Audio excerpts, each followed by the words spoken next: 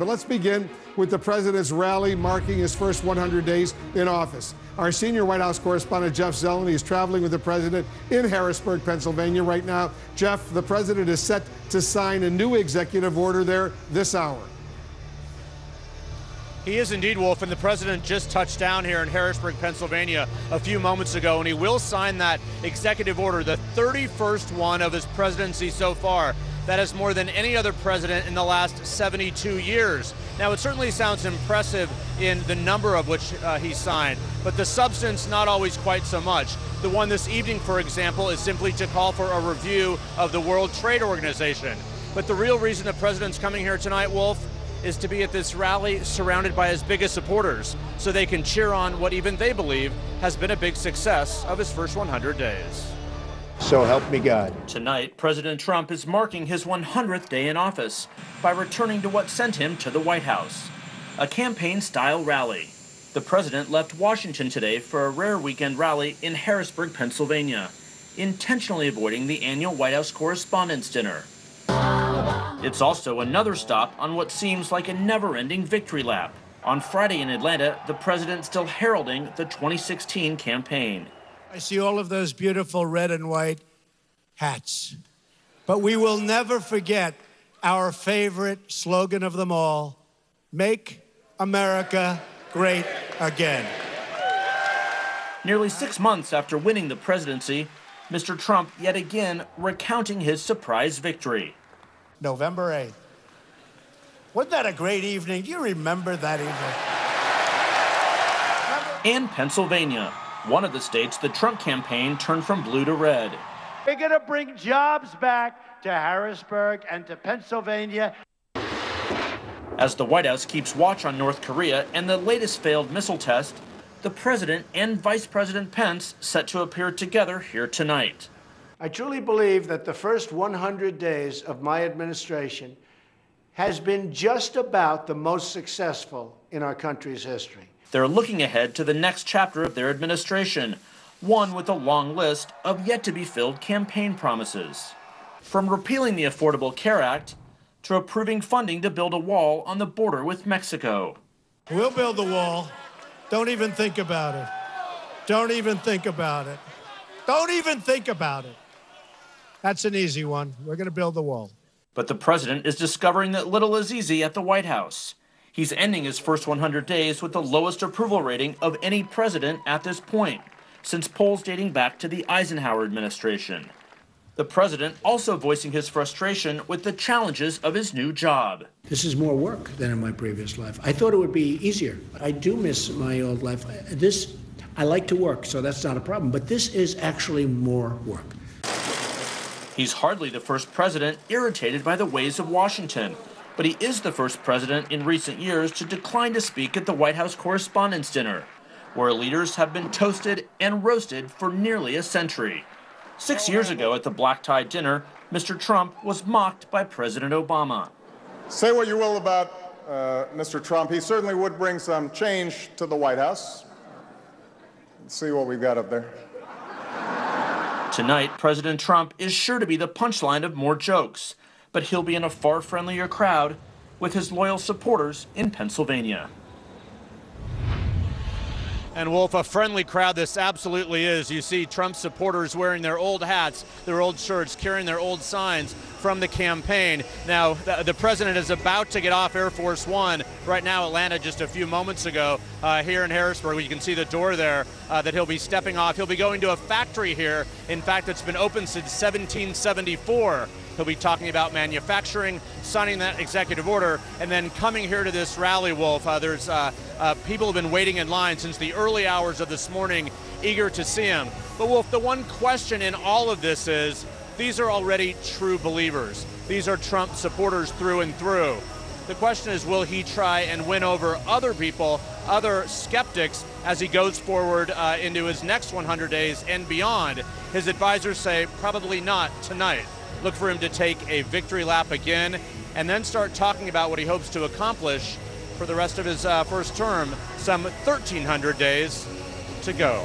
Wolf? I'm sure he'll be energized by that huge crowd behind you. Jeff Zeleny in Harrisburg, Pennsylvania. for us. We'll, of course, have live coverage of the president's remarks. The U.S. and its allies, meanwhile, are weighing their next move after North Korea's defiant launch of a ballistic missile, which U.S. officials say blew up over land in North Korean territory. The president just spoke about that and the possibility of a nuclear test. He spoke with CBS News. Mr. President, you and the administration said to North Korea, don't test a missile. They have tested a missile. Is the pressure not working? Well, I didn't say don't test a missile. He's going to have to do what he has to do. But he understands we're not going to be very happy. And I will tell you, a man that I've gotten to like and respect, the president of China, President Xi, I believe has been putting pressure on him also. But so far, perhaps nothing's happened, and perhaps it has. This was a small missile. This was not a big missile. This was not a nuclear test, which he was expected to do 3 days ago. We'll see what happens. You say not happy. What does that mean? I would not be happy. If he does a nuclear test, I will not be happy. And I can tell you also, I don't believe that the president of China, who is a very respected man, will be happy either. Not happy mean military action? I don't know. I mean, we'll see. CNN's Will Ripley is in the North Korean capital for us on his 12th visit to North Korea. He's had an exclusive report throughout all of this time. Will U.S. warships now off the waters, off the Korean peninsula, be seen by the North Koreans as very provocative? Usually they hate it. Oh, absolutely, Wolf. Anytime that there are U.S. aircraft carriers conducting joint naval exercises with the South Korean Navy, it's extremely infuriating for North Korea, and that may be why the missile that they attempted to launch yesterday was this modified Scud that analysts say is designed specifically to sink warships and aircraft carriers, that kind of thing. So certainly North Korea's leader Kim Jong-un sending a message. But I want to touch on that interview with President Trump because there are a couple things that he said that are very interesting and I think are going to be interpreted by the North Koreans in the following ways. One, he said they launched a small missile, which sends a message to Kim Jong-un that it's okay to launch small missiles. It's okay as long as he's not launching a large ICBM, for example. The U.S. won't really react too strongly if they launch a small missile. And, of course, still putting the red line there for that 6th nuclear test, saying that the United States and China would be very angry and would take much stronger, harsher penalties if North Korea were to conduct a 6th nuclear test. But he didn't say definitively that the U.S. would conduct a military response in the event of a nuclear test. He continues to align the United States with China, with Chinese President Xi Jinping, hoping that that country, which is accountable for at least 70% of North Korean trade and controls a major oil pipeline into this country, will impose some sort of severe economic penalty on Pyongyang if they move forward with the 6th nuclear test. I also thought it was fascinating that the president said that they were expecting a nuclear test just 3 days ago. I'm not sure exactly when that interview was conducted. Perhaps they were thinking a nuclear test would happen around the April 25th Army Day celebrations. Or I don't know if he's basing this on cable news or if he's basing this on some kind of intelligence. But if the U.S. did believe, looking at their intelligence, that they thought a nuclear test was imminent as recently as a few days ago, that is different from what we had been hearing from officials when they thought that the nuclear test site at Punggye-ri, which had been primed and ready, but had then stood down and they believed a nuclear test was not imminent. So certainly some insights from what the president said, and this continues to be quite a challenge facing him. Regional tensions very high right now, Wolf. When that missile was believed to be headed towards the Japanese coast, they had a North Korean missile nationwide alert in Japan that stopped all their bullet trains and their subways for 10 minutes around the country, affecting thousands of people. This goes to show just how tense the situation is in the region right now. And even the Pope, on a trip to Egypt, has been talking about North Korea, calling for a diplomatic solution and warning that this is turning into a piecemeal Third World War, in the Pope's words. So he's urging leaders around the world to sit down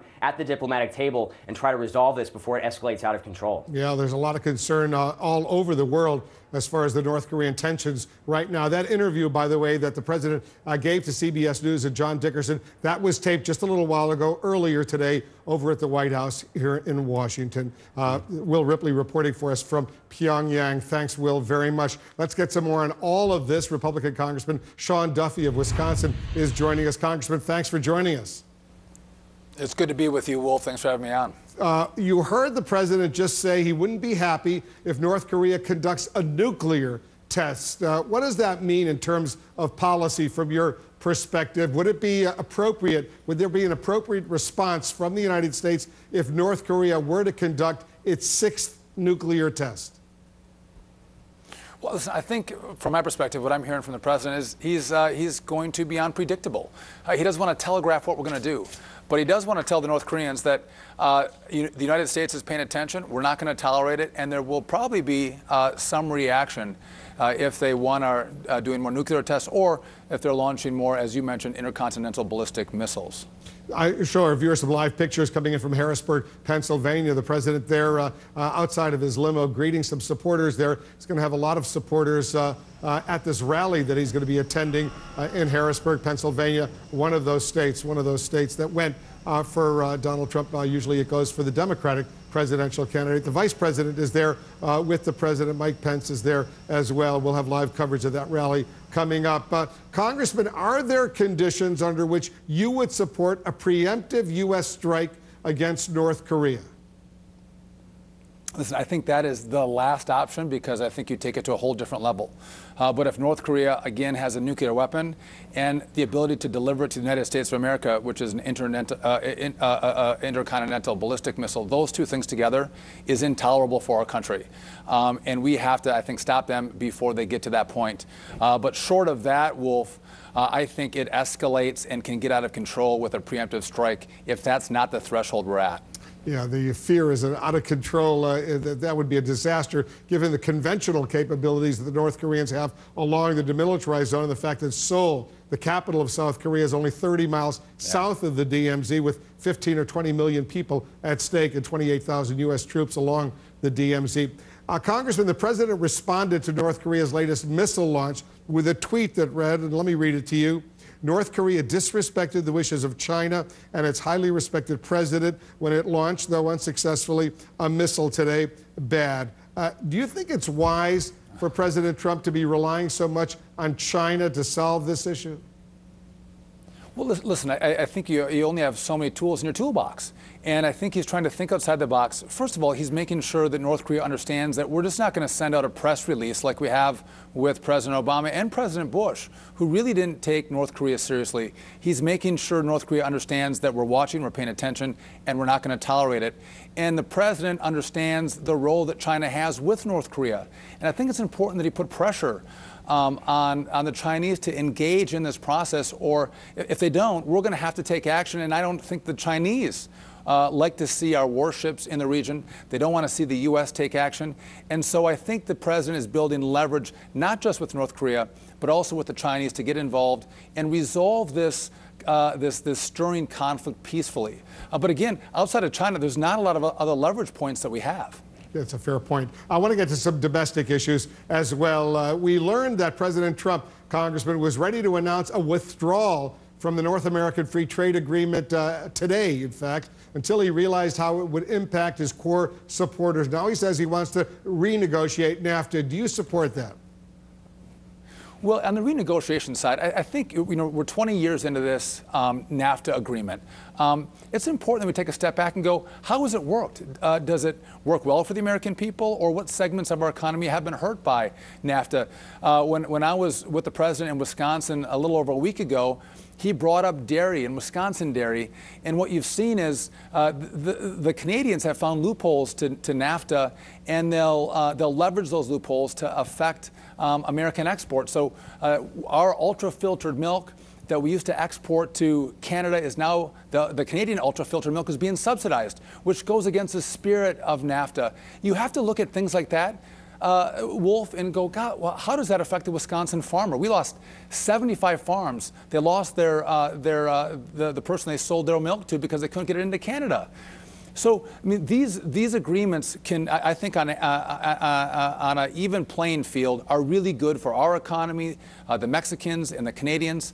But when our people get hurt, I want a president who's going to stand up, fight back, and push back to make sure it's not just free trade, but it is fair trade, and that's not always the case. I'd also argue that for us in Wisconsin, the Canadians subsidize the wood that's sold in Canadian forests so they can dump their Canadian lumber into Wisconsin, and we can't compete. So, and on my neck of the woods, I think my people want the president to look at how this is impacting our communities and are people engaging in truly the spirit of NAFTA, and if they aren't, let's have a president who's going to push back and try to make this thing fair again and help small economies and communities that dot the part of the country like where I live. Congressman, I want you to stand by. We have more to discuss. I want our viewers to know we're also standing by to hear directly from the president. He's getting ready to speak. Much more of our coverage right after this.